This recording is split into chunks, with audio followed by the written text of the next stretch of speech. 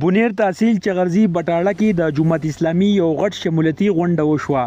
بختی خان باچا او ظاهر تاج سره د ملګرو او د خاندانونو د عوامي نېشنل پارټۍ نه مستفی شو او په جماعت اسلامي کې د شمولیت اعلان وکړو. په دې شمولتي غونډه کې د پارټۍ مشرانو ورکرانو بھرپور شرکت کړی وو. مشرانو کې د N18 منتخب امیدوار بختی جان باچا، د PK24 منتخب امیدوار انجینیر ناصر علي، د تحصیل چغرزی سرکل امیر بحرالعلوم صاحب، د تحصیل گاگرا سابقه امیدوار رشید خان، د UC بټاړه سابقه نائب ناظم سرتاج خان چاچا، مراد خان، اسمرین خان، د تحصیل چغرزی سابقه امیدوار محمد زیب خان، اسد خان، موجب خان، اجمل خان، امیرتاب خان، اکبر زمان او نورو مشرانو شرکت کړی وو. مشرانو شمولتي غونډې ته خطابونه کړو او شامل شوي کسانو ته د پارټۍ ټوپۍ هم په سر کړې.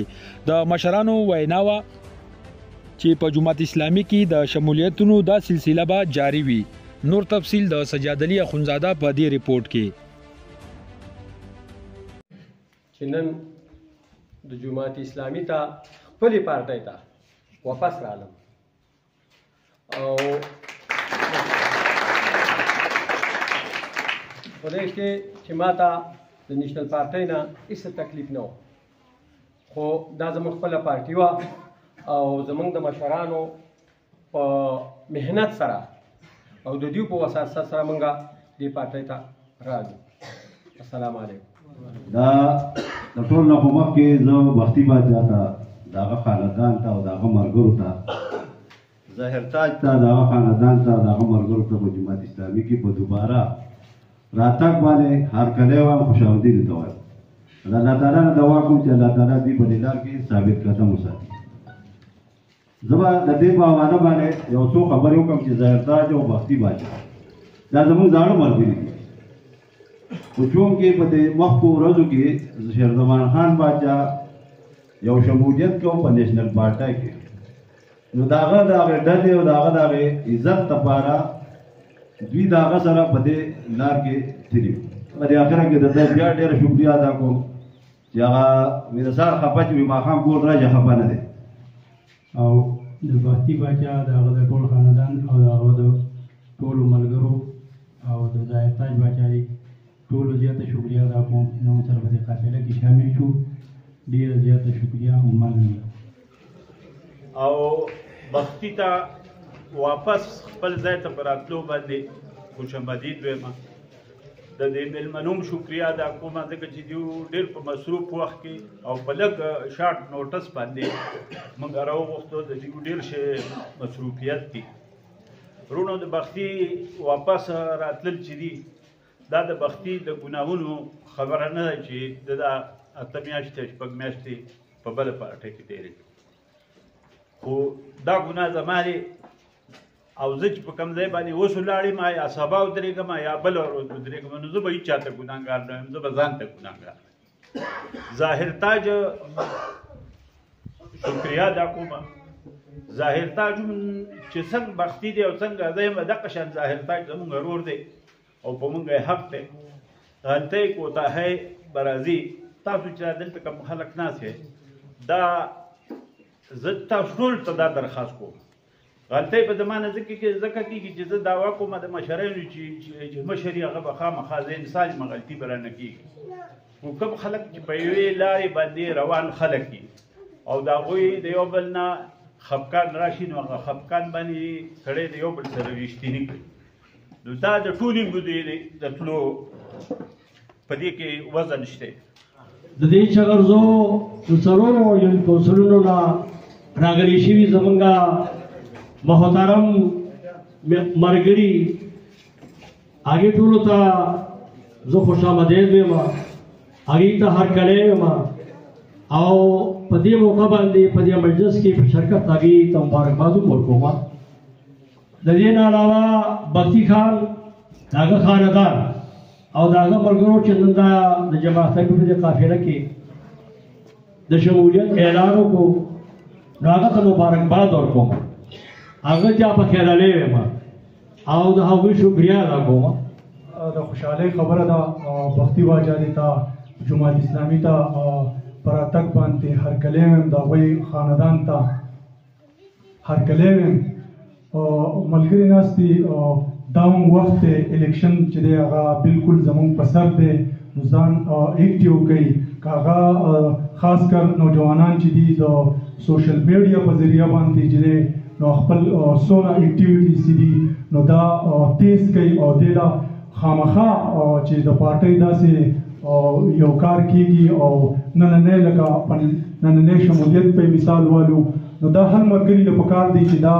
خاص تر نوجوانان دا مخې ته بیا وروسته خپل د ایډیانو جدي دا شیر کړي نو دا هم په دې علاقه باندې بیا پوره اثر پرې باسي او پارټۍ ته پې مضبوطوالی راځي.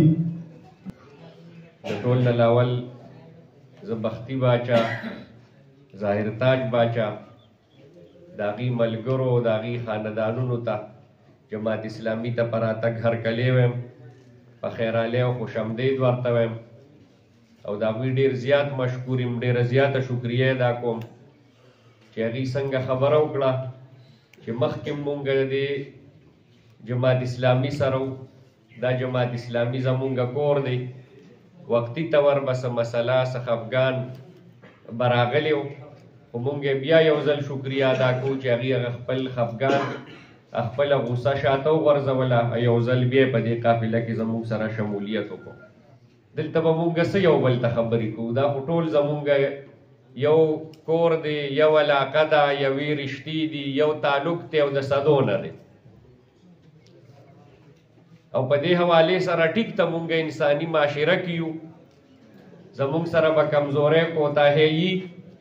خو بهرحال د پښتو هغه خبره ده اوبه په ډانګ باندې نه بیلیږي نو مونږ دا خبره یو ځل بیا کوو او دا خبره ثابته شوه دا به په راروانو ورځو کې هم ثابتېږي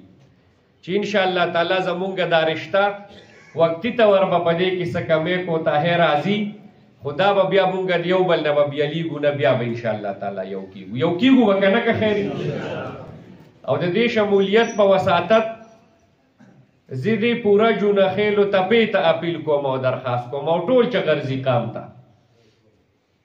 چې د جماعت اسلامي سره کومه رشته ده او که زمونږ د خاندانونو په منځ کې کومه رشته ده دا به په هیڅ حوالې سره کمزوري کېدو ته به انشاءالله تعالی نه پرېږدو دا د ټولو واده ده چې نه به پرېږدو که نه او وروڼو دا کله چې د الیکشن دا فضا ولګي نو مختلف خلک راپاسي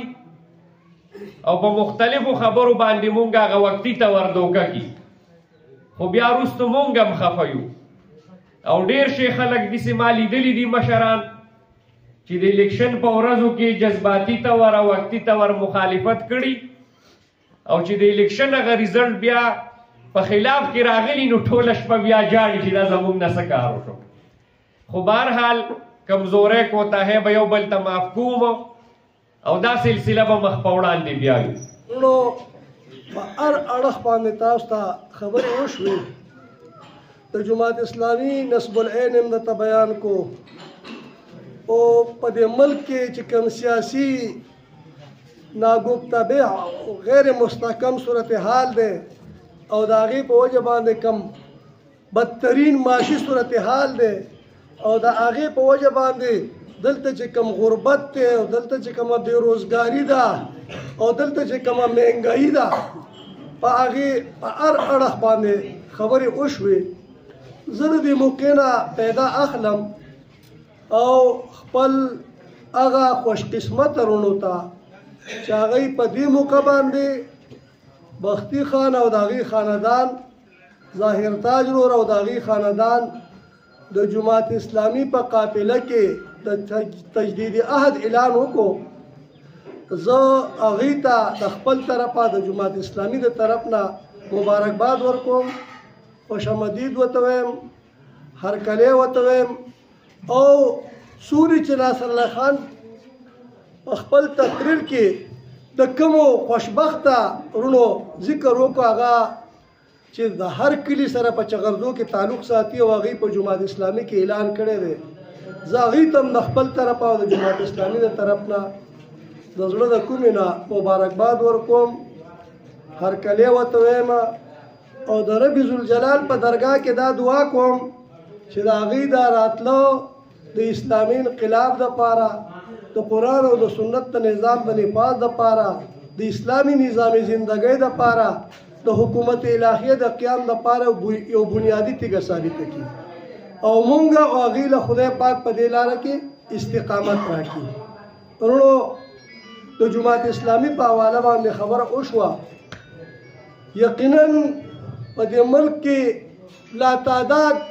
سیاسي ډلې او پارټۍ دي، نو بیا څه ضرورت دی چې مطلب دا دی مونږ او تاسو په خپل هم په جماعت اسلامي کې جماعت اسلامي طرف ته خلکو ته دعوت هم ورکوو او لږ غونته کې اختیار کو خدای جماعت اسلامي له ورکړی دی. نو زه دا چیلنج ورکوم د دې سټیج نه چې حبیب الرحمن خان او پندر علي قاضي صاحب په دې دنیا کې نشته. د کومې سیاسي پارټۍ سړی چې زه ورته بالکل کولاو چیلنج ورکوم چې راځه پندر علي قاضي او حبیب الرحمن چې دې بونیر مطلب دا دی چې هغوی د ترقۍ نوم او د هغې وخت کې